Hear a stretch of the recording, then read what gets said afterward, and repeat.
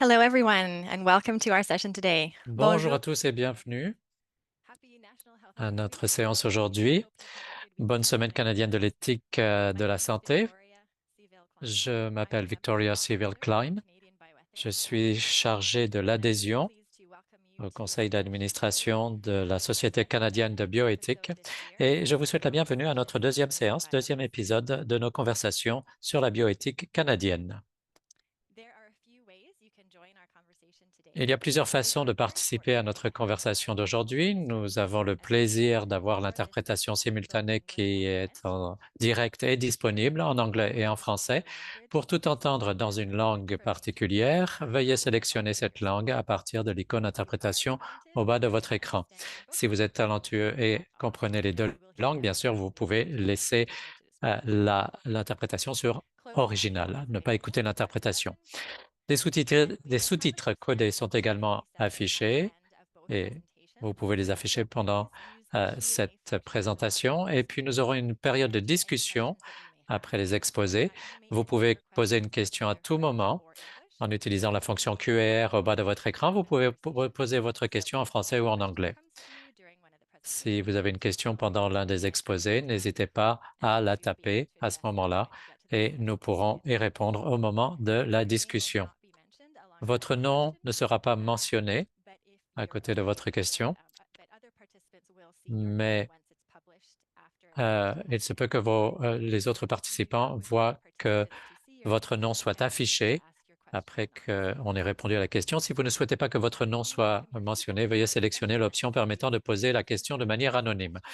Et nous espérons avoir également votre rétroaction si vous pensez que nous devrions traiter d'un sujet plutôt qu'un autre pour les séances futures. Eh bien, n'hésitez pas à nous contacter.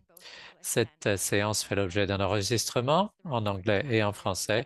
L'enregistrement sera disponible après l'événement sur le site Web de la Société canadienne de bioéthique. Si vous êtes nouveau, eh bien, la Société canadienne de bioéthique est un réseau pan-canadien sur toutes les questions liées à l'éthique en santé humaine et sciences biologiques. C'est une possibilité donc de discuter de la bioéthique avec différentes personnes sur différents sujets d'intérêt au Canada. Nous allons lancer bientôt, dans les prochaines semaines, un nouveau site Web qui permettront à ces occasions de réseautage de se faire plus facilement.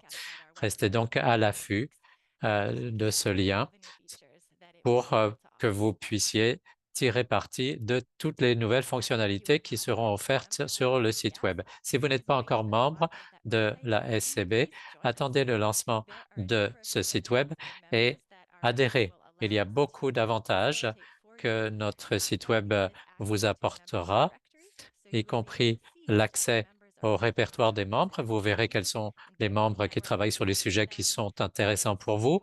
Il sera possible de les contacter, de voir qui pourrait être un mentor pour vous si vous êtes un étudiant ou nouveau dans le domaine de la bioéthique. Il y aura un répertoire des ressources pour partager les documents et les ressources qui pourraient être utiles pour les bioéthiciens. Et donc, n'hésitez pas à adhérer à notre association, à notre société.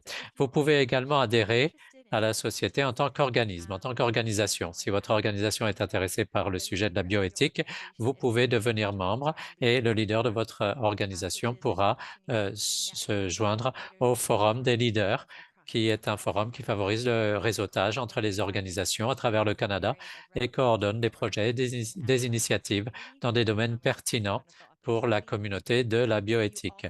Il s'agit donc d'une excellente ressource et vous aurez également la possibilité d'avoir des cotisations individuelles moins chères si vous faites partie d'une organisation membre. Donc voilà, nous avons hâte de vous recevoir avec les nouvelles fonctionnalités du nouveau site Web. Nous avons également des avantages pour les étudiants, y compris des événements de réseautage, des événements de mentorat et des ateliers de développement des compétences. Nous sommes heureux d'annoncer une nouvelle série d'ateliers de développement des compétences. Il y a déjà 2 séances pour les étudiants qui sont prévues, ouvertes pour tous à tous les étudiants, que ce soit du premier cycle jusqu'au postdoctorat. Vous n'êtes pas obligé d'être membre de la société pour participer aux ateliers et les liens pour s'inscrire sont dans le clavardage. Le premier sera en novembre pour voir sur le sujet de la préparation et la rédaction d'un article de bioéthique bien structuré. Vous apprendrez beaucoup de choses pour affiner votre thèse, trouver des sources secondaires, naviguer dans le processus de publication. Nous vous encourageons donc à participer à cet événement. Et le deuxième atelier sera en janvier pour explorer les questions fondamentales et émergentes dans la bioéthique. Nous accueillons donc tous les étudiants qui le veulent et les encourageons à participer. Pour favoriser la réalisation des objectifs de vérité et réconciliation, j'aimerais souligner que je suis sur le territoire traditionnel des personnes autochtones, des traités 6 et 7 de l'Alberta et de la nation métisse de la région 3 de l'Alberta. Je vous encourage à prendre un moment pour reconnaître le territoire sur lequel vous vous trouvez et les peuples autochtones, y compris les Métis, les Inuits et d'autres ancêtres qui vivent sur cette terre et l'honorent depuis des siècles. En reconnaissant cette histoire, nous mettons en lumière la manière dont notre pays a été colonisé.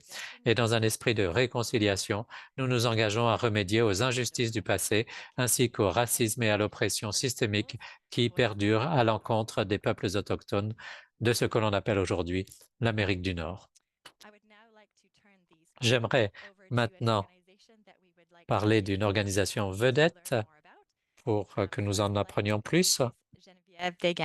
Je vous présente Geneviève Desgagnés qui va parler du recrutement des étudiants du Réseau de santé et services sociaux du Québec. Merci Geneviève. Bonjour à tous. C'est un grand plaisir de venir vous présenter notre regroupement des éthiciens de santé et services sociaux du Québec avec qui je fais partie avec Meredith qui est ici présente autour de la table. Alors, c'est un grand plaisir là, de venir vous présenter un petit peu qui nous sommes et depuis quand. Alors, le regroupement a pris naissance avec la pandémie. Nous étions environ une vingtaine de conseillers en éthique. L'intention était de s'entraider pendant cette dure période que nous avons dû traverser. Et puis, ensuite, avec les années, on a réalisé qu'on pouvait vraiment s'entraider au-delà des directives qui étaient descendues par notre ministère concernant la pandémie, et puis qu'on avait beaucoup à apprendre les uns des autres. Il faut savoir, hein, j'imagine que c'est similaire dans vos établissements de santé également, qu'on est peu nombreux par établissement. Donc, le fait de se réunir, ça permet de faciliter nos efforts individuels. Alors, l'intention, c'était vraiment ça, et c'est ce qu'on a été capable de faire. Le mandat, c'est principalement de favoriser un partage des savoirs, arriver à améliorer nos compétences, nos savoir-faire. Alors, c'est vraiment dans cette lancée qu'on a créé le regroupement de façon plus structurée, structurant. Donc, le regroupement inclut tous les conseillers en éthique dans les milieux de santé qui veulent y participer. Et puis, on a 3 rencontres par mois. La 4e rencontre, qui se trouve être la dernière semaine du mois qui reste, c'est réservé pour le comité organisateur qui compte 4 personnes. Alors, depuis la pandémie, on est passé de 20 à 50 personnes, plus ou moins, qui participent maintenant au regroupement sur une base relativement régulière. Donc, ça démontre la pertinence, l'intérêt. Ça démontre également qu'il y a une plus-value à ce regroupement et puis qu'ensemble, on arrive à aller plus loin, à partager des connaissances. On a également, avec le regroupement, produit un peu de recherche en parallèle dans des sous-groupes. Alors, on parle de certains projets qui ont eu lieu individuellement ou dans des sous-groupes, là. Alors, on a eu le portrait des services en éthique clinique et organisationnelle qu'on appelle le portrait des SECO, qui s'est fait au tournant des années 2021, 2022, là, si je ne me trompe pas, qui a permis de voir c'est quoi nos services au Québec, de vraiment prendre le pouls de ce que nous sommes et ce que nous voulons être pour l'avenir. Il y a eu également un projet de recherche sur la créativité en éthique. Comment on peut utiliser la créativité lors de consultations en éthique clinique, principalement, et en éthique organisationnelle. Et puis, présentement, on attend... en fait, on a déposé un autre projet de recherche qui va se concentrer plus sur l'identification des besoins en éthique clinique actuellement, développer et évaluer les pratiques qu'on a aussi et tout ce qui englobe l'aide médicale à mourir. Alors, voyez-vous, on est toujours en train d'essayer de trouver des nouveaux projets passionnants. Au travers de tout ça, on vient de terminer la 3e rencontre des éthiciens annuels qu'on appelle le Symposium des éthiciens. Ça s'est passé hier. C'était à Montréal. Alors, c'était notre 3e rencontre, une journée à chaque année qui cherche à stimuler les réflexions, stimuler les contacts envers des établissements, envers les gens pour que ça soit encore plus facile de collaborer. Alors, c'est là qu'on en est. On souhaite que le regroupement puisse continuer à avancer, à pouvoir, peut-être pas agrandir nécessairement, mais à peaufiner et certainement à avoir un lien clair avec le ministère des Santé et Services sociaux du Québec. Là, probablement, plusieurs d'entre vous savent que le ministère délègue à Santé Québec la gestion des établissements de santé au Québec. Donc, dans quelques semaines, nous serons tous à l'emploi du même employeur qu'on appellera à ce moment-là Santé Québec. Donc, on est quand même en mouvance. On a à réapprendre plusieurs choses. On souhaite que le regroupement reste solide. Et on souhaite aussi assurer des liens avec vous parce que on sait très bien que plus on est de gens, plus on est capable de faire valoir l'éthique. Et je pense que c'est là qu'on a des intérêts en commun. Alors, merci de m'avoir écouté. Et puis, je pense que je suis rentrée dans mon 5 minutes. Je suis ouverte aux questions. Bien entendu, commentaires, vous pouvez les poser en anglais. Je vais certainement être capable de comprendre ce que vous avez dit, mais je vais répondre en français. Merci beaucoup, Geneviève. On aime beaucoup entendre qu'est-ce qui passe avec des autres organisations au Canada qui travaillent en des sujets d'éthique. Alors, merci beaucoup pour nous parler. Thank you very much for being with us. It's wonderful to hear about other Merci, c'est merveilleux d'entendre d'autres organisations au Canada qui nous parlent des questions de bioéthique et comment elles sont organisées et comment elles travaillent. Donc, merci de nous avoir parlé de notre organisation. Okay, so on that note, we will turn it over to Nous our... allons maintenant donner la parole à nos orateurs pour aujourd'hui. Donc, bienvenue à notre séance aujourd'hui sur la santé publique, la précarité et pratiquer l'avenir. Nous avons d'excellents orateurs aujourd'hui. Amy Harbin, qui est professeure associée de philosophie et d'études sur les femmes et le genre à l'Université d'Auckland et auteur de Fearing Together, Ethics for Insecurity et Disorientation and Moral Life. Michael Doane est professeur associé de philosophie à l'Université d'Auckland. Ses recherches portent principalement sur l'épistémologie sociale, la philosophie sociale et politique et la psychologie morale. Et notre animatrice est Meredith Schwartz, qui est éthicienne clinique et organisationnelle par intérim pour l'ouest de l'île de Montréal. Elle est l'auteure de Moral Respect, Objectification and Healthcare et la rédactrice principale de The Ethics of Pandemics. Je donne la parole à Meredith pour lancer la discussion. Merci beaucoup, Victoria et Geneviève, pour cette discussion très intéressante et merci à Michael et Amy d'avoir accepté d'être des nôtres. Alors, j'aimerais vous donner un aperçu de votre perspective. Votre article parle de qui est responsable pour assurer la santé publique et la santé du public, mais il le fait de manière nuancée. La réponse à cette question, en fait, dépend de la manière dont on comprend les individus et les communautés et la manière dont les individus sont situés dans ces communautés. Peut-être que vous pouvez d'ailleurs nous parler de votre perspective sur la manière dont vous comprenez la santé publique et les différences avec la médecine, les services médicaux et comment vous comprenez la précarité. Oui, merci beaucoup. Eh bien, notre nom à nous deux, merci de nous avoir invités. Nous sommes très heureux d'être ici. Nous sommes maintenant situés dans le contexte américain. Nous avons grandi au Canada, mais nous sommes maintenant près de Détroit, au Michigan. Donc, nous avons deux perspectives transnationale en quelque sorte qui éclaire le travail que nous faisons. Mais pour votre question concernant la santé publique, je dirais que comme personne qui enseigne la bioéthique, l'éthique et qui connaissent la situation et la manière de distinguer la médecine clinique de la santé publique, où la médecine clinique est intéressée sur les soins de santé aigus ou de prévention, alors que euh, euh, la santé publique est plus intéressée par la santé au niveau de la population. Bon, maintenant, c'est vrai que cette ligne ou cette distinction, quelquefois, est assez floue. Et dans notre article, dans le contexte qui nous intéresse, nous voyons que la médecine clinique, c'est-à-dire les questions de soins pour le cancer, le diabète ou la santé reproductive ou les grossesses ou l'asthme, donc toutes ces questions, eh bien, cela, en fait, n'a pas de limite claire avec les préoccupations de santé publique donc, et de santé des populations. Donc, euh, ce dont on va parler aujourd'hui, c'est que la santé publique est quelque chose de très large et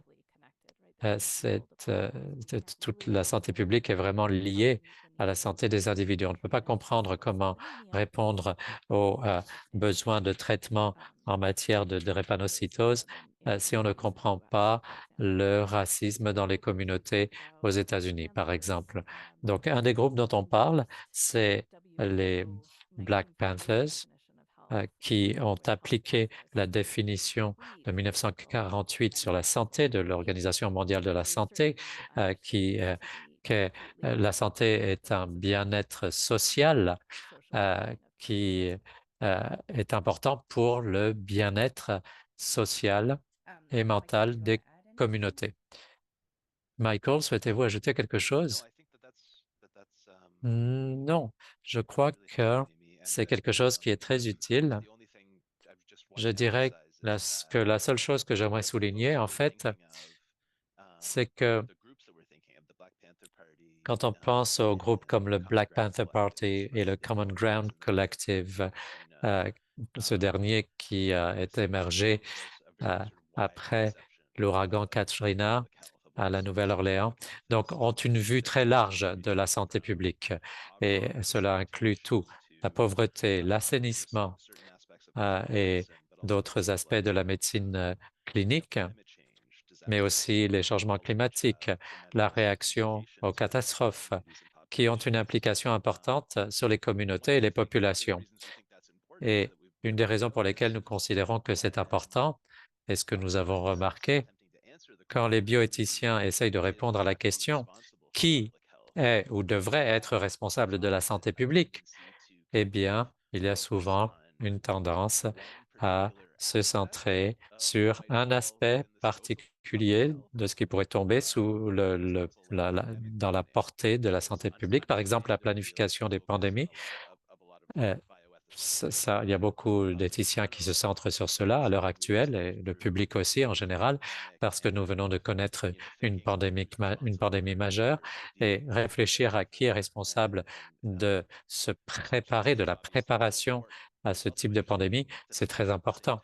Mais il est important de penser aussi en même temps, quand on pense à un domaine de la santé publique comme paradigme directeur, comment est-ce que cela a une incidence sur les questions que nous posons et les questions qu'on donne aux questions liées à la responsabilité? Par exemple, dans la pandémie, il semble que c'est l'État qui devrait jouer un rôle prééminent et peut-être le rôle le plus important dans les initiatives de santé publique. Mais si on se centre sur d'autres exemples, là, les choses deviennent plus compliquées. Oui. Alors, une des choses que j'ai vraiment appréciées dans votre travail, c'est que vous ne voulez pas qu'il y ait un soit-soit, ou l'un ou l'autre, que ce n'est pas seulement l'État qui est responsable, il y a aussi d'autres groupes qui ont un rôle à jouer. Et je pensais justement aux scènes que nous avons vues, à la situation qu'on a vue en Espagne au cours des 2 dernières semaines, avec les inondations dévastatrices que l'on a vues, une destruction énorme, et cela, bien sûr, va empêcher beaucoup de choses pour ce qui est de traiter de la santé des gens. Les gens souvent se manifestaient contre les militants qui essayaient de débloquer les rues, mais si on ne débloque pas les rues, eh bien, les ambulances ne peuvent pas passer.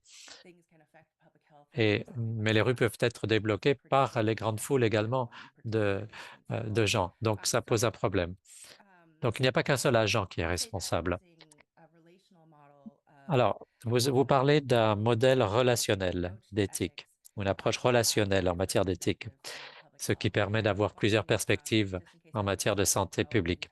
Alors, peut-être que tout le monde dans l'auditoire ne sait pas nécessairement ce que c'est que l'éthique relationnelle. Est-ce que vous pouvez expliquer ce que c'est à l'auditoire et parler de comment ça nous aide à savoir qui est responsable? Oui, alors, commençons par la question. Qui devrait être responsable de la santé publique?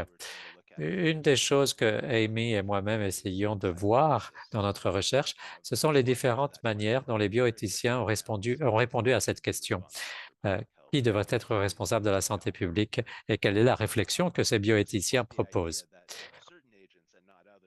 pour soutenir l'idée que certains agents et peut-être pas d'autres sont chargés de la mise en œuvre de campagnes de santé publique, mais aussi mettent en œuvre la législation sur la santé publique, établissent des priorités en matière de recherche. Donc, il y a toute une gamme très compliquée de responsabilités qui sont liées à la protection et à l'encouragement de la santé publique. Alors, la plupart des bioéthiciens ont tendance à répondre à cette question, qui est responsable, de manière assez simple. Quelqu'un a posé la question, qui est responsable de X? Eh bien, on a tendance à se dire, bon, quelles sont les options? Ça pourrait être Meredith, ça pourrait être Geneviève, ça pourrait être Amy. Et pourquoi est-ce qu'on devrait choisir l'une plutôt que l'autre? Et donc, dans le discours concernant la responsabilité sur la santé publique, eh bien, il prend cette forme-là. Il y a des gens qui disent que c'est l'État qui doit jouer un rôle prééminent et même le rôle majeur dans la protection et la promotion de la santé publique. Par exemple, parce que l'État a des pouvoirs coercitifs que n'ont pas d'autres agents. Et ça, c'est très important. Par exemple, pendant une pandémie, pour s'assurer que les gens respectent des mesures en matière d'équipement de protection individuelle, par exemple. Et on utilise donc les services de police et d'application des lois pour mettre en œuvre et faire appliquer ces mesures. Maintenant, il y en a d'autres qui disent qu'en fonction des problèmes de santé publique qu'on doit régler et qu'on doit traiter, eh bien, l'État n'est pas le seul acteur pertinent. On peut penser à différents exemples où les organisations sans but lucratif ou les organisations communautaires peuvent jouer un rôle, ou même les citoyens. Quand on pense par exemple à des questions comme l'assainissement, avec une campagne de lavage de mains, par exemple. Et c'est assez évident que le gouvernement d'un État ne peut pas le faire tout seul, parce que, au bout du compte, c'est des gens qui vont se laver les mains. Et il faut qu'il y ait une infrastructure physique qui soit mise en place pour faciliter le lavage des mains. On ne peut pas simplement dire tout le monde doit se laver les mains tous les jours si on n'a pas mis des stations de lavage des mains, des robinets, des éviers et du savon qui permettent de se laver les mains.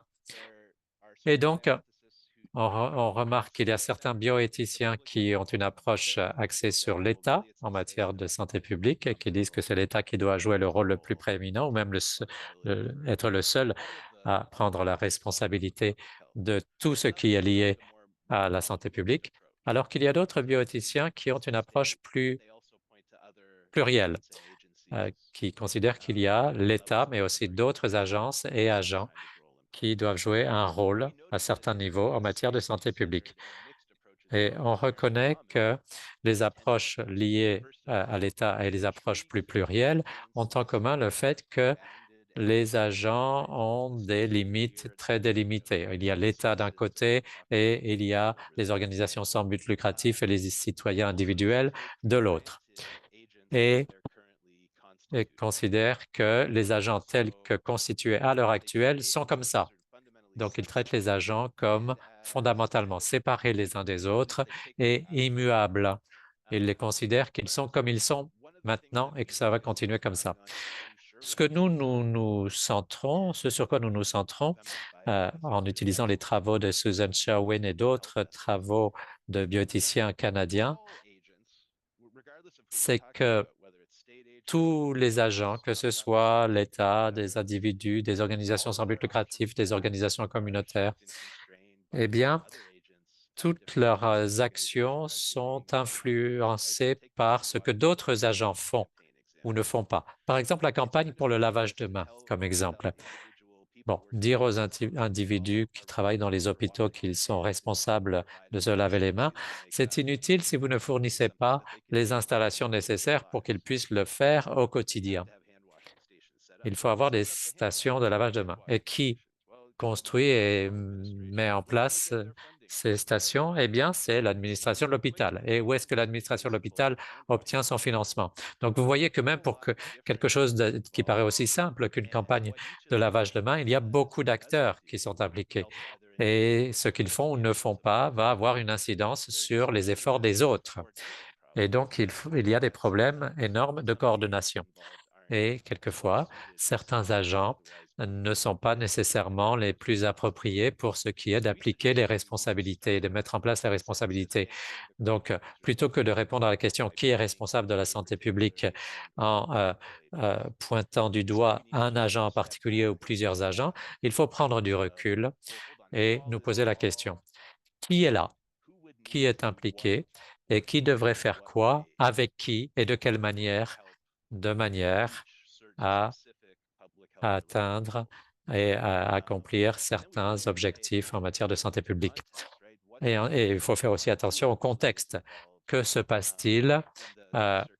Qui participe et est impliqué dans les circonstances qu'on doit traiter, la situation qu'on doit traiter? Quelquefois, ça implique des agences étatiques, quelquefois non. Quelquefois, bon, l'État tel que constitué à l'heure actuelle pourrait en fait exacerber certains problèmes de santé plutôt que d'être équipé de telle manière à pouvoir résoudre les problèmes. C'est ce que notre étude et notre article démontrent ici. Ce n'est pas que les États négligent de prendre la responsabilité de certains aspects de santé publique, mais quelquefois ils contribuent à générer des problèmes de santé publique qui peuvent créer des situations qui vont compliquer la question de qui est responsable d'aider à accomplir et atteindre certains objectifs de santé publique dans ces circonstances. Donc, voilà ce que la perspective relationnelle nous aide à faire pour répondre à la question dans ces situations difficiles et compliquées. Oui, ce que vous dites pour les différents niveaux d'agence, le lavage de mains, ça me rappelle ce qu'un étudiant m'a dit pendant la pandémie. Il travaillait chez Tim Hortons à l'époque et ils ont mis en œuvre chez Tim Hortons cette politique de se laver les mains toutes les 15-20 minutes. Et mais ils n'ont pas pris en compte d'autres attentes en matière de travail. Ils ont continué de maintenir les mêmes attentes pour ce qui est du volume de travail des employés, c'est-à-dire que les employés n'avaient pas le temps du coup de se laver les mains, même si on leur avait dit on attendait d'eux qu'ils se lavent les mains. Donc, il y avait une sorte de conflit ici, même si l'évier était là, même si la politique était en place, eh bien, s'il n'y avait pas de temps pour le faire, on ne pouvait pas le faire. Alors, Amy, souhaitez-vous ajouter quelque chose pour ce qui est de comprendre mieux aussi l'éthique relationnelle et la possibilité pour les agents de changer leurs relations les uns avec les autres? Très brièvement, Mike a bien couvert la situation, mais c'est vrai, on s'appuie là sur le féminisme dans l'éthique, la bioéthique ici. Si vous ne connaissez pas la littérature sur l'autonomie, voilà ce qu'on essayait, ce dans quoi on essayait de puiser pour ces problèmes de santé publique complexes. L'une des leçons, c'est en fait de prendre une approche à plus long terme concernant les objectifs. Parce que c'est vrai qu'il y a des objectifs de santé publique tout à fait valables, se laver les mains ou alors répondre aux besoins immédiats après un ouragan ou autre chose. Mais il y a également une réflexion à plus long terme qui doit se faire. Quelles sont les responsabilités de changement que nous pouvons avoir et de changer les autres agents autour de nous et en quoi est-ce que nos actions, nos possibilités d'action sont influencées par les acteurs autour de nous.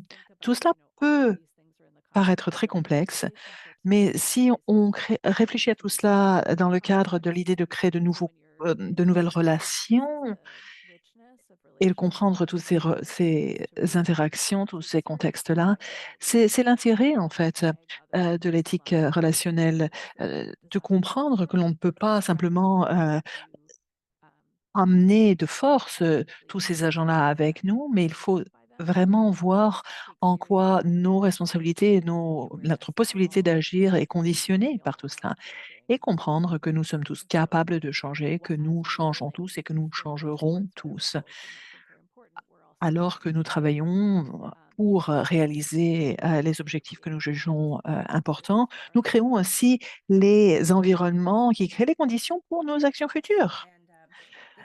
D'accord, c'est très intéressant tout cela, excellent. Ce qui m'amène à ma question suivante, en fait, et c'est ici que j'aimerais également inviter les participants à se joindre à la conversation. Si vous avez des questions, posez-les-nous dans la boîte de discussion. Questions de clarification ou des commentaires que vous avez. N'oubliez pas non plus que vous pouvez nous écrire en anglais ou en français. On vous inclura dans la conversation. Vous avez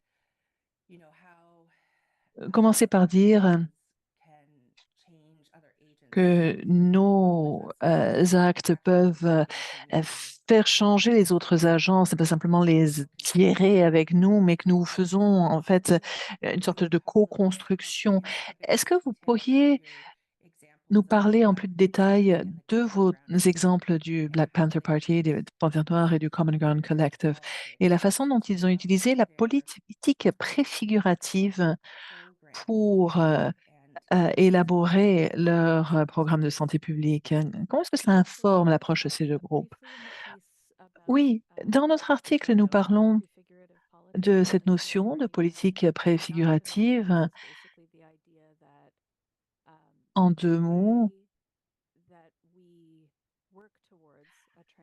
la façon dont on travaille pour arriver à transformer la société déterminera en partie la façon dont la société se transformera. Le comment on travaille déterminera le type, le contenu de cette société.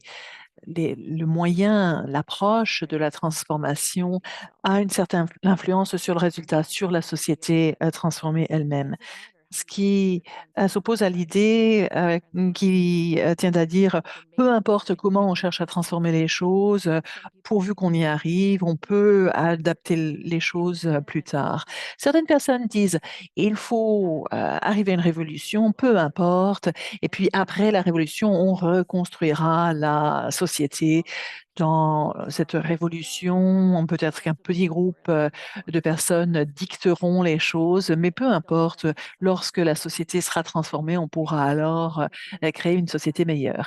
La politique préfigurative, c'est autre chose. C'est de dire non. Alors que l'on transforme la société, il faut déjà travailler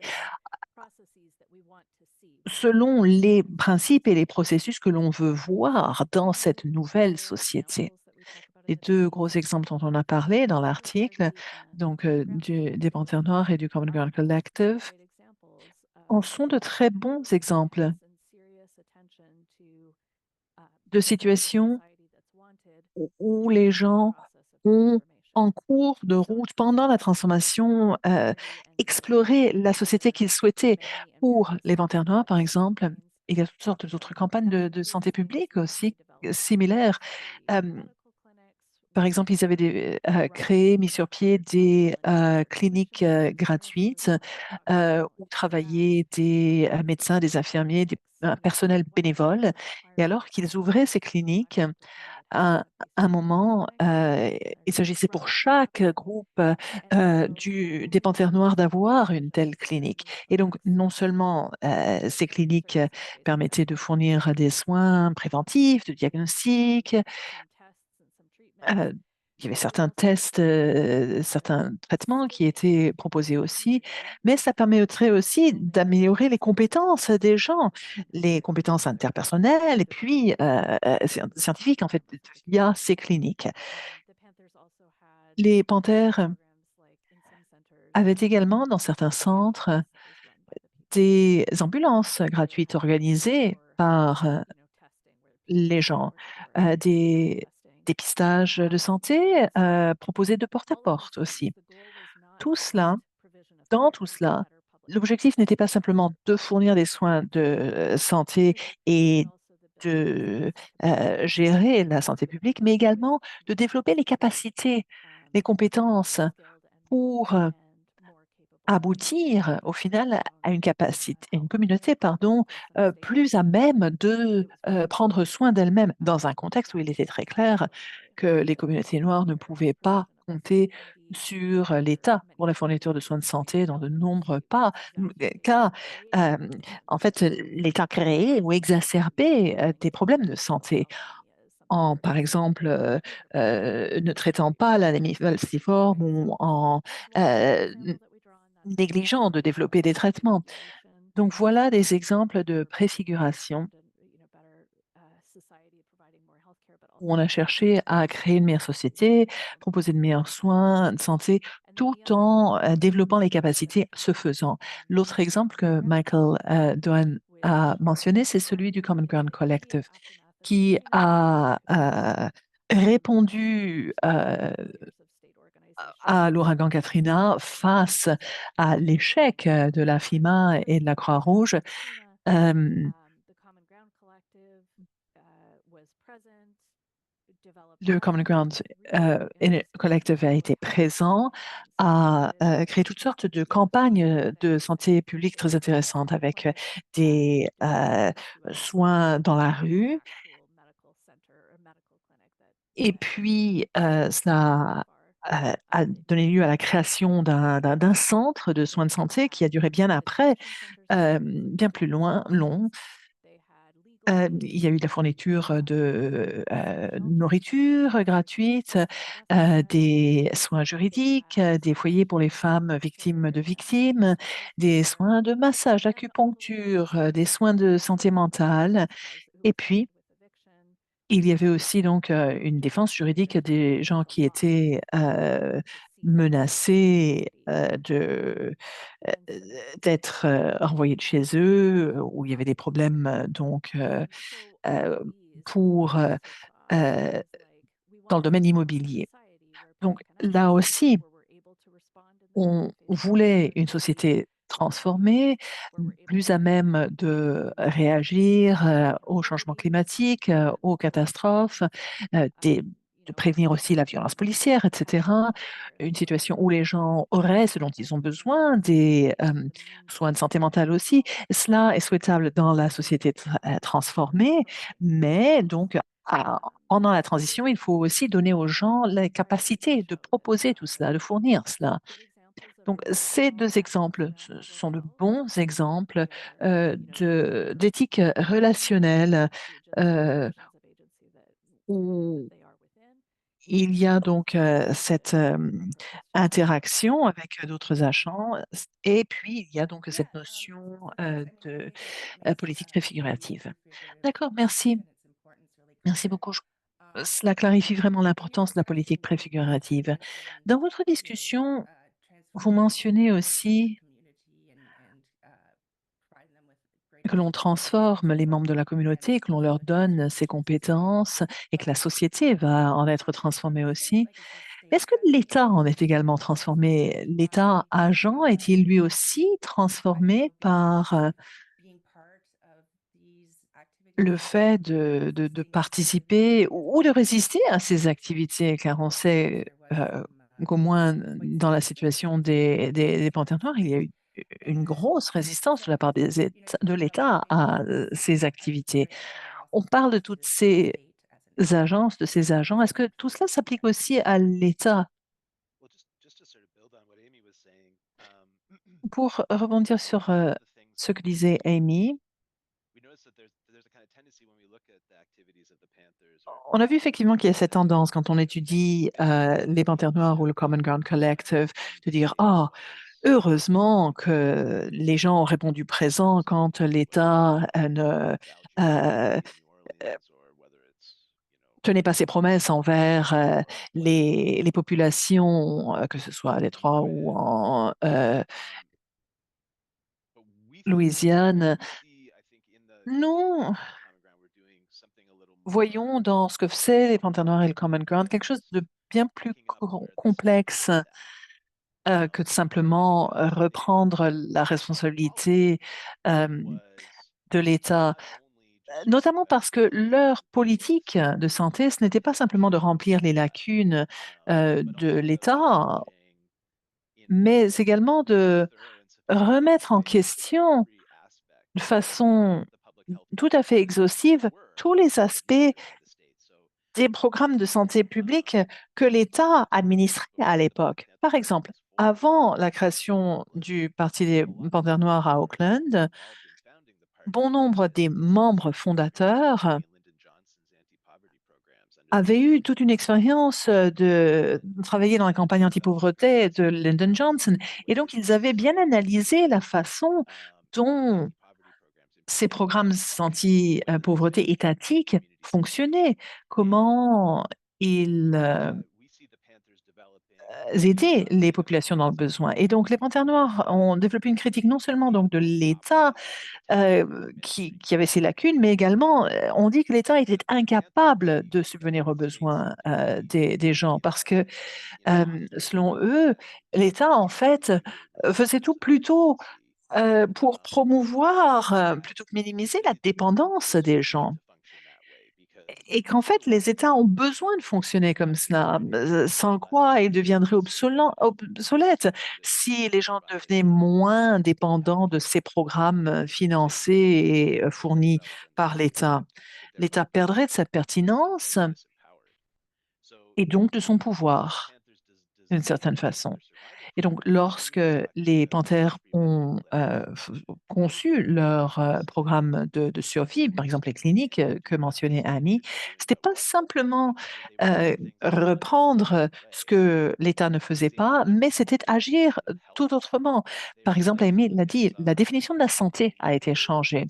Ils ont remplacé ce qu'ils voyaient comme étant une compréhension assez limitée de la santé, des privilèges sans maladie, et puis euh, ils l'ont remplacé ça par la définition des Nations Unies, quelque chose de beaucoup plus visionnaire, un bien-être physique et mental. C'est un objectif beaucoup plus grand qui ressemble vraiment de loin à celui euh, de, d'un épanouissement humain.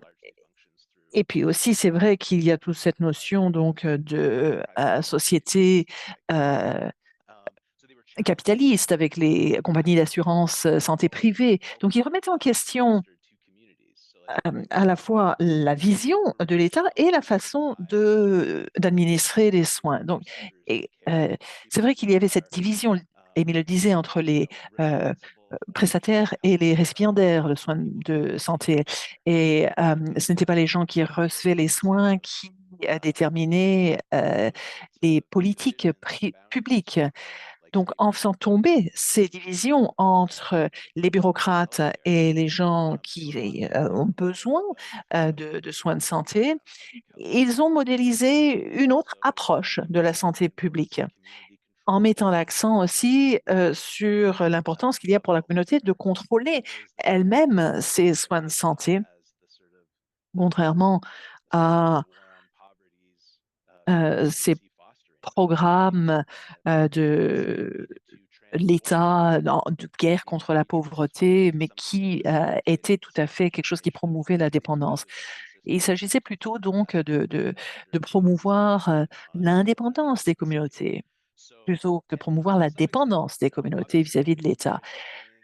Mais vous avez raison, en remettant en question la logique, le fonctionnement de l'État, on a perçu ces groupes-là comme une menace. Hoover a identifié les Panthères noirs comme la plus grosse menace à l'ordre public aux États-Unis dans les années 60.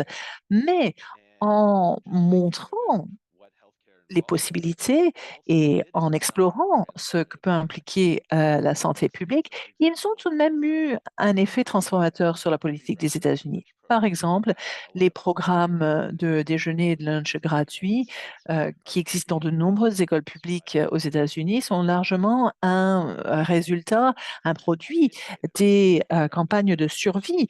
Ils avaient aussi ces programmes de déjeuner euh, gratuit pour les enfants, les écoliers. Et donc, ça a été adopté effectivement par différentes agences étatiques, pas toujours sous le même format. Ils avaient sans doute leur propre façon de faire, les États, par rapport aux panthères. Mais effectivement, ils ont montré le chemin pour différentes façons donc de soigner les gens. Et donc l'État peut être effectivement par la suite imiter ou remplacer leurs initiatives par leurs propres programmes. Donc oui. Ce que vous dites est très intéressant, que l'État a repris certains programmes créés par les panthères. Est-ce que cela a eu pour effet de réduire le pouvoir des panthères? Est-ce que c'était une stratégie? Je réfléchis à un article de Yael Ben David et Kadalski de 2009, Defensive Helping, où ils parlent de choses un petit peu similaires. Tout cela me rappelle cet article. L'aide orientée sur la dépendance renforce la dépendance de certains groupes sur le groupe qui prodigue cette aide. Et ce que Nadig et al. Ont conclu, c'est que l'on peut créer des expériences sociologiques, on crée des groupes euh, euh,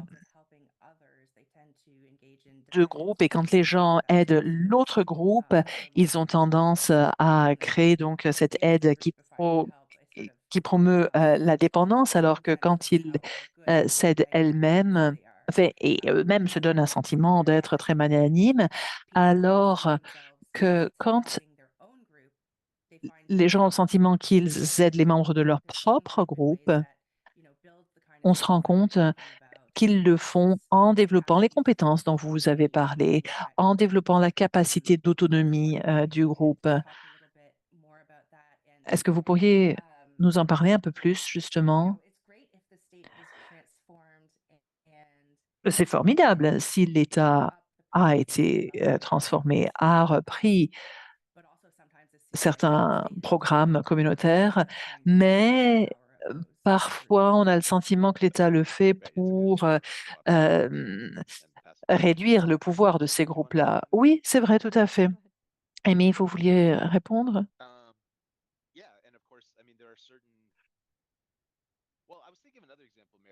Oui, mais je réfléchissais à un autre exemple aussi que vous avez soulevé quand on a voulu organiser cette séance. L'exemple de la criminalisation et de la décriminalisation de la consommation de drogue en public en Colombie-Britannique. Et en partie, j'ai pensé à cet exemple parce que je pense que dans une grande mesure, ce que faisaient les panthères était perçu comme criminel par l'État, justement parce qu'ils remettaient en question la logique sous-jacente ce que c'est que de protéger et de promouvoir la santé publique, hein, comment procéder, etc. Et donc, à cet égard, je pense que vous avez absolument raison. L'État a réagi non pas avec un état d'esprit ouvert, ah, on va essayer d'apprendre de vous ce qu'on peut faire d'un peu mieux, mais plutôt non, nous allons reprendre cela à notre charge ou alors donner à certaines personnes un substitut, quelque chose qui ressemblera d'assez près pour que les gens n'y voient pas la différence. Et ainsi, on réduira l'impact de votre campagne. Et tout cela est absolument vrai. Je ne pense pas que cela a été une victoire pour les panthères que l'État ait répliqué ces programmes. Par contre, est-ce que cela a amélioré la situation de nombreuses personnes aux États-Unis, des enfants notamment? Est-ce que c'est bon d'avoir ces programmes de repas gratuits dans les écoles? Absolument. Est-ce que ce serait mieux si il y en avait davantage et que c'était fait dans l'esprit de ce que c'est essayer de faire les panthères? Je dirais oui également, mais on ne peut pas non plus dire que ces idées, que ces façons d'organiser et d'essayer de tenter de transformer la société ont complètement disparu suite à ces programmes. Ces choses-là perdurent. Et ce que nous essayons de montrer dans notre article, c'est que d'avoir cette approche relationnelle de la santé publique, cela nous amène tous dans un mode, comme le disait Amy, de vision à long terme de l'éthique relationnelle. Pour ajouter à cela, je dirais aussi, et que l'on voit selon les contextes, mais c'est vrai vraiment aux États-Unis, dans certains contextes canadiens aussi, qu'il y a des vagues. Par moment, il y a un peu plus de programmes, puis ils sont éliminés, puis on en recrée, on en retrait. Et ce que font ou ce qu'ont fait les panthères, c'est je crois que la vision à long terme de notre relation vis-à-vis de l'État, c'est qu'on va continuer d'exiger qu'il nous propose des choses et on va aussi faire en sorte de ne pas se fier à eux parce qu'on sait qu'on ne peut pas complètement compter sur eux pour ces programmes. Comme le disait Michael, il y a du bon, c'est vrai, d'avoir réalisé ces programmes de repas gratuits pour les écoliers, ce qui peut permettre donc aux communautés d'avoir l'énergie de se battre pour autre chose. Mais d'avoir développé les compétences nécessaires, ça c'est bon aussi parce que ces compétences restent elles aussi et quand l'État retire ces programmes qu'il nous avait accordés brièvement, eh bien, les gens sont là pour réactiver tout cela de façon communautaire. Par exemple, on le voit à Détroit.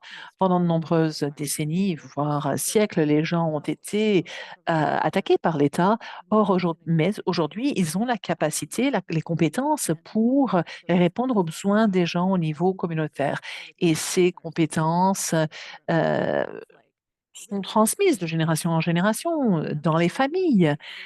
Et bien sûr, ce sont des besoins qui continuent, mais les gens se rendent bien compte que l'État ne sera pas toujours là pour y répondre. D'accord, merci. J'aimerais inclure une question du public qui répond bien à ce que nous venons de discuter. Le membre du public apprécie la conversation et aimerait que nous parlions davantage de la responsabilité de l'État lorsque l'État effectivement contribue à des résultats indésirables ou inéquitables en termes de santé publique. Euh, la participante dit, je pense que vous songez à une obligation de rectification, de réparation des effets de l'échec de la part de l'État, mais en quoi est-ce que cela pourrait s'intégrer dans une collaboration avec les communautés ou les agents individuels? C'est intéressant, cela revient à cette notion de précarité dont vous parlez dans votre article.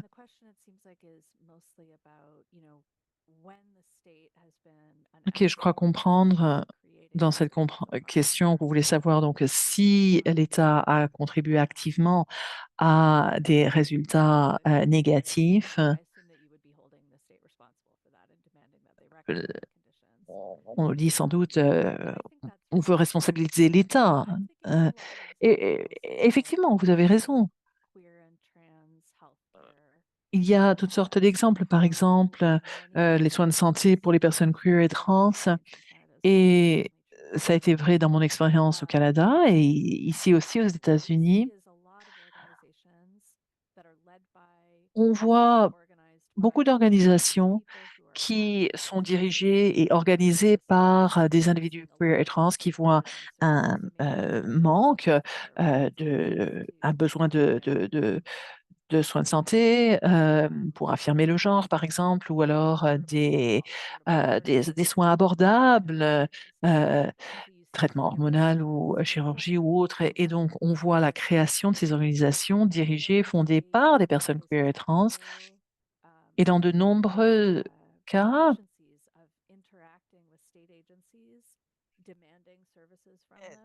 ces gens-là interagissent avec les autorités étatiques, réclament des services. Parfois, ils ont gain de cause.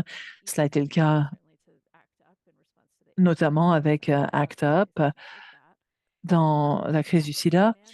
Donc, oui, ils réclament certaines choses, ils exigent que le gouvernement rectifie la situation. Euh, Par exemple, au Canada, qu'il y ait une couverture provinciale de certains soins pour que les gens puissent accéder via les cliniques publiques aux soins dont ils ont besoin. Mais les organisations restent elles-mêmes autonomes. Et c'est intéressant, je suis sûre que vous en savez peut-être plus que moi aussi, mais c'est intéressant de voir donc cette volonté à interagir avec l'État, euh, le- cette exigence que l'État réponde à ses obligations et en parallèle ce fait de rester autonome, indépendant. C'est une chose qui me vient à l'esprit. C'est une vue à plus long terme aussi. Il s'agit en tant que communauté de voir comment répondre à nos besoins, en quoi est-ce que l'État peut jouer son rôle, mais il ne faut pas perdre de vue non plus que nous avons le pouvoir, la possibilité de répondre à nos propres besoins, aux besoins. Pour ajouter à cela brièvement, ce que Amy et moi essayons de faire en réponse à cette littérature, s'agissant de la responsabilité des différents agents, je dirais que l'une des raisons pour laquelle on peut être attiré par cette approche axée sur l'État, centrée sur l'État, où c'est l'État qui est le principal responsable de euh, l'administration des soins de santé publique, c'est que cette approche euh, est intéressante dans des situations où l'État a toutes les ressources nécessaires. Par exemple, aux États-Unis, où il y a, pardon, au Canada, où il y a des soins de santé universels, etc. Et tout de même, ce n'est pas très utile que de dire que l'État devrait être responsable dans des situations où il n'y a pas toutes les ressources nécessaires, il n'y a pas la même attitude vis-à-vis du rôle de la situation. Qu'est-ce que l'on fait alors dans ces situations? Et je dirais aussi, on ne peut pas simplement dire, ah, bien, on devrait tous aspirer à ce qui existe au Canada. Parce que ce qu'il faut plutôt, c'est avoir une approche de la santé publique qui puisse tenir compte de toutes sortes de contextes, qui ne devient pas qui ne perd pas de sa pertinence quand les États ne peuvent pas fournir ces services-là pour des problèmes de ressources ou autres. Parce qu'on peut continuer à dire l'État devrait faire cela, devrait être responsable, devrait rectifier les problèmes, Mais dans certaines situations, je vous dirais que ça peut être une exigence inutile, en fait, impossible. Donc, il faut plutôt avoir une réflexion qui n'est pas limitée à un contexte particulier, à une situation particulière où les États sont plus fiables face aux demandes des gens. Yeah, thanks. And I think, in Merci. the question about whether states Bon, are en plus de la question de savoir si les États ont suffisamment de ressources ou pas, il y a aussi la question de savoir si on leur fait confiance. Et on l'a vu, par exemple, à maintes reprises pendant la pandémie. Il y avait une méfiance par rapport à l'État qui existait depuis toujours, même avant la pandémie, mais qui est devenue beaucoup plus aiguë pendant la pandémie. Et on le voit maintenant, où il y a beaucoup de gens qui ne font pas confiance, qui n'ont pas confiance en l'information qui vient de l'État ou de gens qui sont perçus comme représentants l'État. Et dans ce genre de contexte, peut-être qu'il serait utile d'avoir des réponses locales où la communauté locale est considérée comme étant plus digne de confiance qu'une communauté beaucoup plus grande et fédérée comme l'État. Alors, j'aimerais rebondir sur une chose que vous avez mentionnée, à laquelle vous avez fait référence, Michael. Vous avez parlé du contexte canadien. Et l'exemple que j'avais est un peu similaire à celui du travail des Black Panthers ou du Common Ground Collective. C'est en fait Vandu, qui est le réseau d'utilisateurs de drogue à Vancouver, qui voulait promouvoir des sites de consommation sécuritaires. Bon, au début, c'était considéré comme quelque chose de criminel. Les drogues sont criminalisées et donc l'idée d'avoir un espace où les toxicomanes ensemble se supervisent mutuellement quand ils utilisent des drogues dans un espace. C'était considéré comme quelque chose de criminel, mais quand on voit l'utilité de ces approches ou le résultat de ces approches, il y avait des gouvernements qui étaient beaucoup plus en faveur d'une telle démarche. Et donc, dans ce contexte, la manière dont les gouvernements ont soutenu ces démarches, bon, les États, les gouvernements n'essayaient pas de prendre le pouvoir de ces groupes, de leur arracher le pouvoir. Et les agences de santé publique ou les centres de santé communautaires qui avaient des infirmières avec des anciens toxicomanes également qui travaillaient et qui parlaient aux gens. Donc, la manière dont c'était organisé, c'était pas vu comme l'idée où l'État reprenait ses responsabilités ou enlevait ses responsabilités à la communauté. Il s'agit de programmes qui réussissent. Et j'ai parlé à de nombreux toxicomanes qui ont dit que de participer à des programmes de réduction des méfaits, ça a été la première fois où ils se sentaient valorisés et entendus et ils avaient accès à d'autres types de soins de santé parce que par le passé, les interactions avec des professionnels de la santé n'étaient pas bonnes. Ils se sentaient stigmatisés et on leur manquait de respect, à leur avis. Et on les traitait de manière condescendante. Donc, ce type de programme leur avait permis d'être entendus par les gouvernements, en quelque sorte, pour avoir accès à des services de soins de santé. Alors, au départ, ce n'était pas considéré comme une tentative de prendre le pouvoir, mais maintenant que c'est le gouvernement qui s'occupe de ces sites de consommation supervisée, eh bien, bon, je ne sais pas si vous savez que maintenant, ces sites sont devenus plus controversés, peut-être moins en Colombie-Britannique, La Colombie-Britannique envisage à l'heure actuelle de recriminaliser l'utilisation de stupéfiants, mais ne parle pas de fermer des sites de consommation supervisée.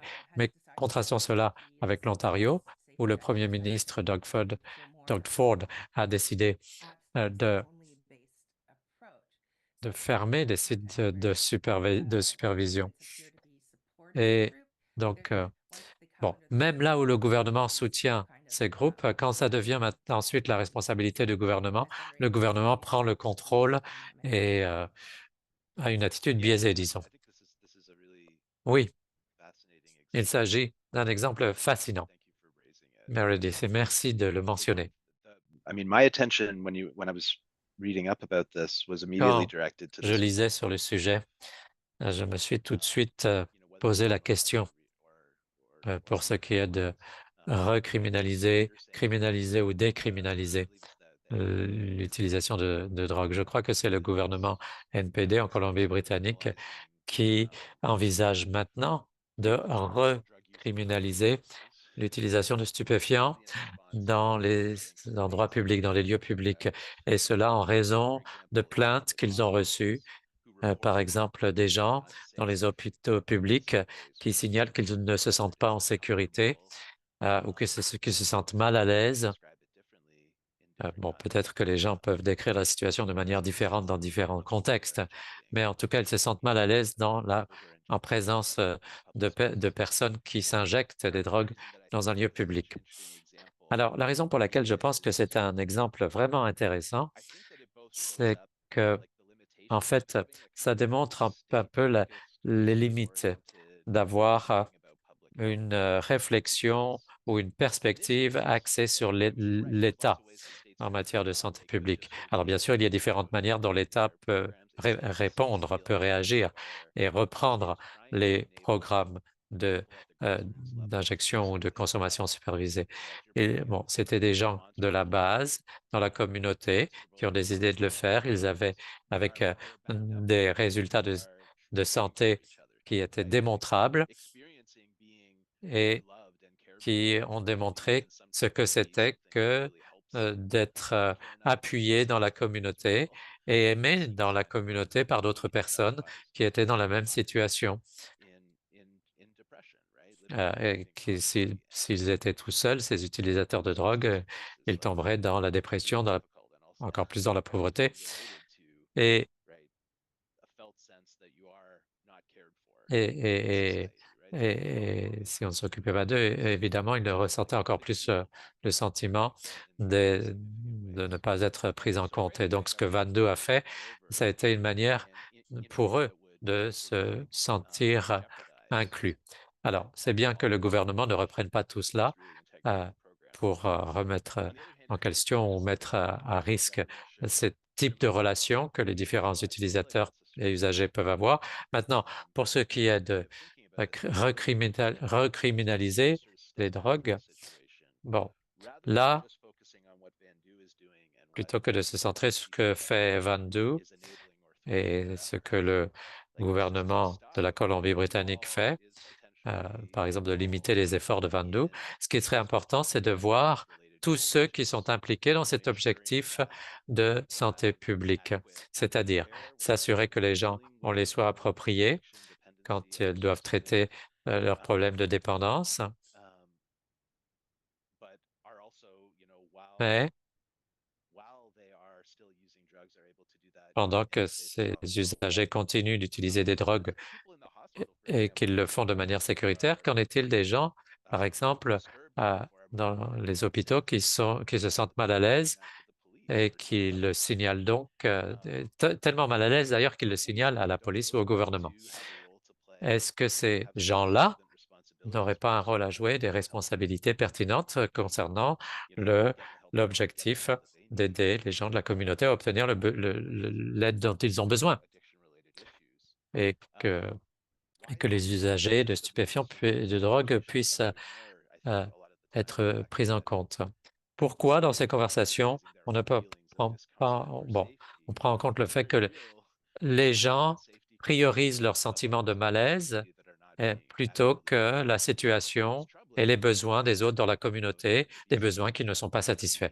Donc, c'est assez frappant que le gouvernement de la Colombie-Britannique réagisse si rapidement à ces sentiments de manque de sécurité ou de malaise. Mais bon, malheureusement, c'est aussi une situation où nous fonctionnons encore, pour beaucoup d'entre nous, fonctionnons avec cette idée que c'est l'État qui doit tout faire, alors que 22 a fait quelque chose. Donc, quelles sont les actions qui ont une incidence sur les actions des autres? Quels sont les différents acteurs qui peuvent avoir une incidence? Il faut penser aux citoyens ordinaires, par exemple, qui rendent les choses difficiles pour que le gouvernement puisse aider. Et donc, avec 22, il y a d'autres acteurs pertinents qui sont impliqués ici, qui devraient faire partie et être inclus dans la conversation. Et avec une approche ou une perspective relationnelle, ça permettrait justement aux citoyens individuellement à penser différemment à propos des gens qui utilisent des drogues dans la communauté et à parler ou à contacter le gouvernement. Bon, il faudrait que les lieux publics puissent aider les gens qui vivent dans la rue, en plus d'aider les gens qui sont déjà bien établis. Ce que je veux dire, c'est qu'il y a un manque de lien entre les attitudes des citoyens ordinaires et le potentiel de ces initiatives qui pourraient être transformatrices dans la vie de bien nombre de gens. Alors, je pourrais intervenir. Une des choses à laquelle j'ai réfléchi, c'est la manière dont les éthiciens cliniques sont bien formés et en fait très bien positionnés pour faire ce travail relationnel. Donc, les gens qui font des consultations d'éthique font toujours ce travail d'identifier tous les agents et tous les intérêts, toutes les questions de conflit, les différentes valeurs qui sont en jeu et la manière dont elles interagissent. Et donc, et ils peuvent prendre du recul pour voir comment faciliter ces relations. Et dans le cas dont on parle, où il y a beaucoup d'agents qui sont impliqués, et je suis sûr qu'il y a des cliniciens qui sont impliqués et qui ont des points de vue sur ce qui se passe dans les hôpitaux et les services de police également. Donc, bon, il n'y a pas seulement les patients à l'hôpital qui se plaignent. Et je crois que les éthiciens cliniques ont une formation très singulière et unique pour aider tout le monde, les patients, le personnel, à faire du travail de manière à ce que les agents changent et les points de vue des agents changent, qu'il y ait des points de vue peut-être d'autres qui puissent être priorisés. Je crois que c'est le travail que les éthiciens cliniques peuvent faire et font. Alors, merci de lancer des compliments à ma profession. On vous remercie tous. En fait, je crois que vous avez raison. Il y a vraiment un sentiment à l'effet que les éthiciens cliniques peuvent faire ce travail. Mais j'aimerais aussi répondre à ce que Michael disait un peu plus tôt. Vous avez parlé des personnes sans abri et ce sentiment d'insécurité. Moi, je vis à Montréal maintenant et nous avons beaucoup de gens qui sont sans abri ou qui vivent dans les logements précaires à l'heure actuelle. Et il y a aussi un certain nombre de personnes qui utilisent des substances. Et bien sûr, on est en automne. Alors maintenant, bien sûr, avec l'arrivée de l'hiver, le problème se déplace dans les stations de métro parce qu'on a des stations de métro qui sont très grandes et donc il y a beaucoup de gens qui vont consommer leur drogue dans les stations de métro et il y a d'autres gens qui disent qu'ils ne s'en sentent pas en sécurité. Alors, c'est intéressant. Vous avez parlé de la réaction, de la réponse du gouvernement qui est plus axée sur la répression. Et bien sûr, La réponse ne comprend pas, n'inclut pas la question de fournir un logement qui pourrait être utile pour les toxicomanes. Alors, j'ai près de 50 ans maintenant, mais quand j'étais enfant, on n'avait pas d'itinérants, on n'avait pas de sans-abri parce qu'on pensait à la question du logement d'une manière différente. On ne pensait pas qu'il s'agissait simplement d'un produit ou un investissement qu'on pouvait vendre, un investissement pour de grands investisseurs internationaux. Et il y avait à l'époque une ou deux personnes qui étaient, disons, sans abri. Pour ces personnes-là, c'était un choix de vie. Mais maintenant, ce n'est plus un choix de vie. Et ça a trait maintenant à un choix de politique publique. Et ça a une incidence sur quelles sont les personnes qu'on considère comme dangereuses. Parce que les toxicomanes, par exemple, qui consomment des drogues dans les stations de métro, certaines personnes ont tendance à penser qu'on va les agresser. Et donc, quelquefois, elles sont considérées comme dangereuses ou menaçantes. Alors, j'ai une autre question de la part de l'auditoire qui écrit: Je me demande si vous avez des réflexions sur les relations entre la santé publique et d'autres types ou d'autres initiatives sociales ou de santé. Est-ce qu'il y a suffisamment de gens qui se sentent responsables de la santé publique? La relation entre l'État et la santé semble être plutôt des réponses, des réactions, plutôt que de la prévention.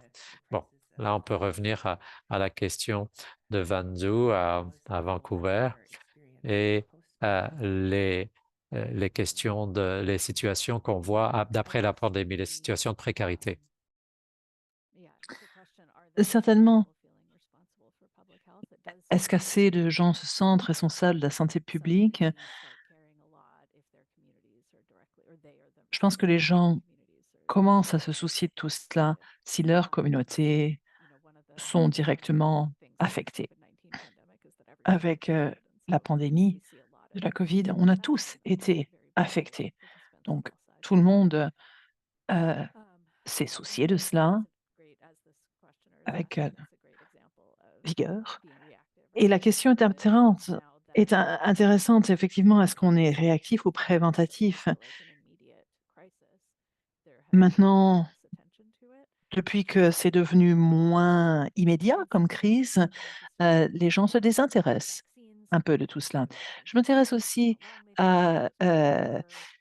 au vaccin contre la COVID, notamment pour les enfants, et le temps qu'il a fallu pour développer cela pour les enfants. Et comment est-ce qu'on peut réfléchir par avance à la prochaine crise inévitable? Hem, et en réaction à tout cela, on se sent épuisé.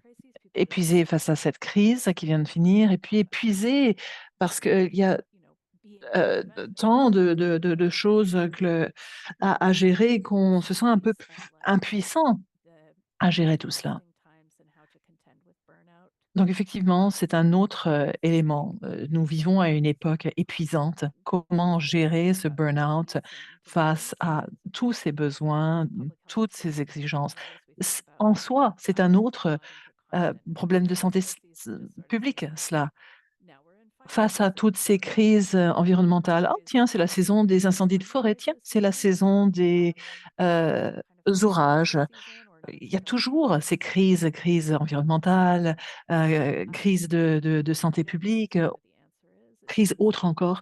Je n'ai pas de réponse à donner malheureusement, mais il semble que si on veut que les gens soient plus proactifs et s'impliquent davantage et aient une vision d'avenir, il faudrait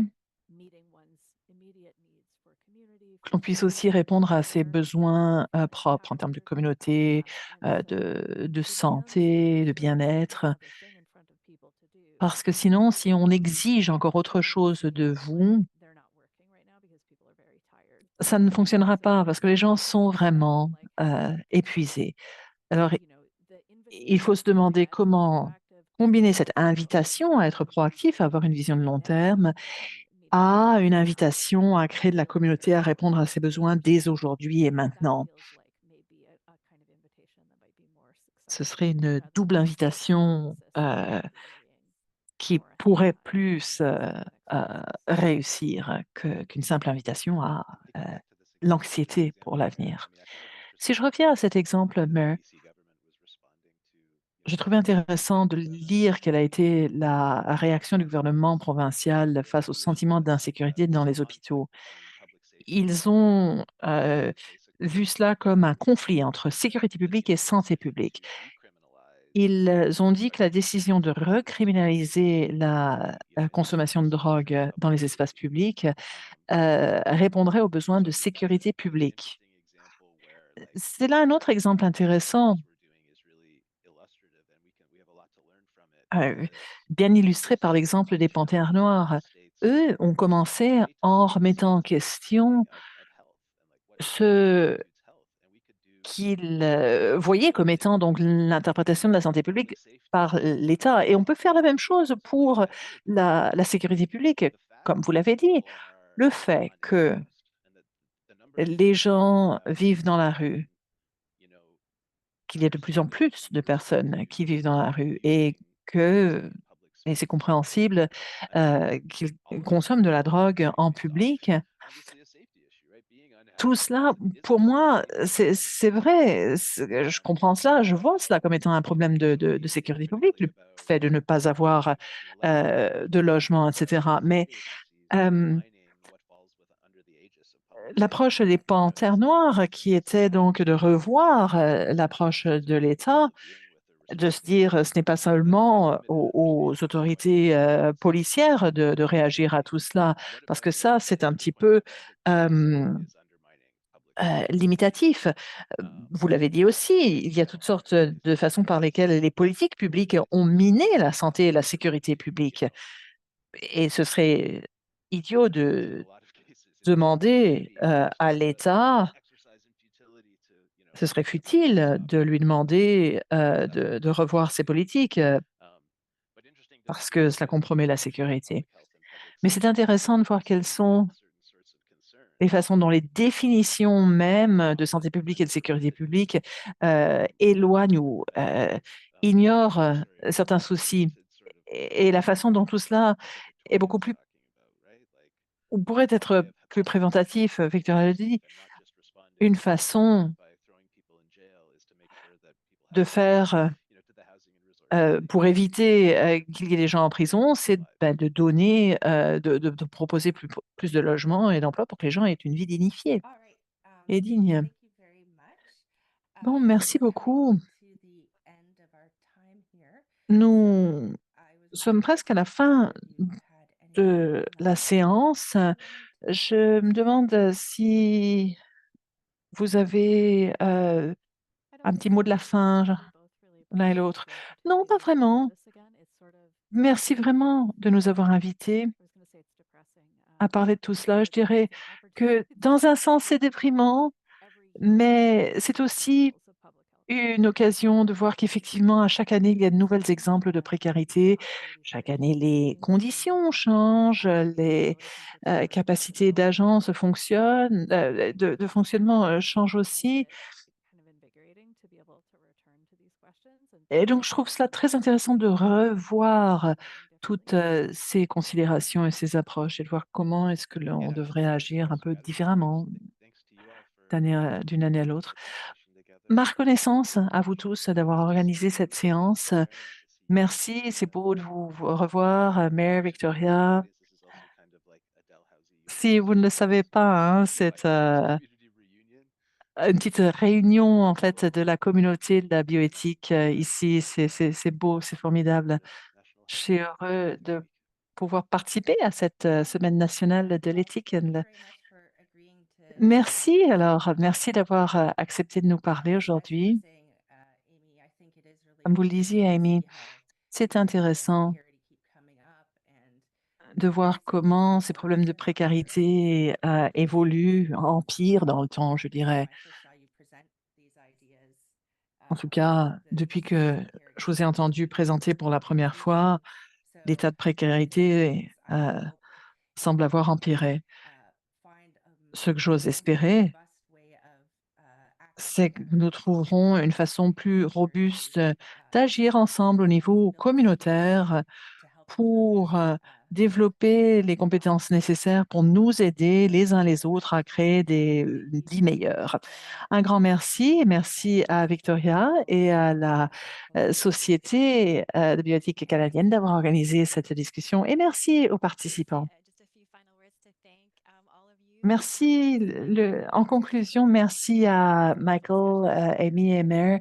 C'est très bon de réfléchir à la santé publique et à toutes ces relations, au rôle et aux responsabilités de chacun. Merci encore pour cette belle conversation détendue et merci d'avoir été des nôtres aujourd'hui, comme le disait Mare. Merci. Bonne semaine à vous tous et merci d'avoir été des nôtres aujourd'hui. Au nom de la Société de bioéthique canadienne, bonne journée et on espère vous voir au prochain événement. Merci à tout le monde. Bye Bye, bye. everyone.